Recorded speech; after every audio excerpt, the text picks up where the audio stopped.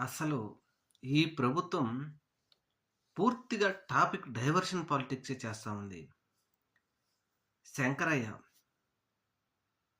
Pulivendula CI Shankaraiah ఒక ముఖ్యమంత్రికి నోటీసులు పంపించాడు.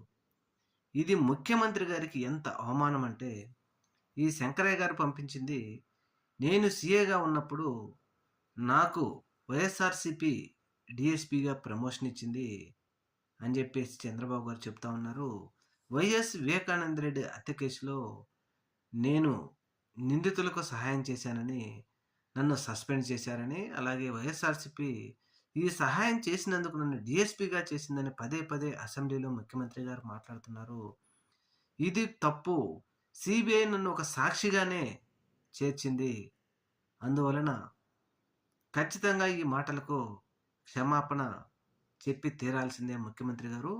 పరువు నష్టం కింద 1,50,00,000 కట్టాల్సిందే అని చెప్పేసి ఒక సీఐ శంకరయ్య ముఖ్యమంత్రికే నోటీసులు పంపించాడంటే నిజంగా ఇది సీఎం గారికి అవమానమనే చెప్పాలి.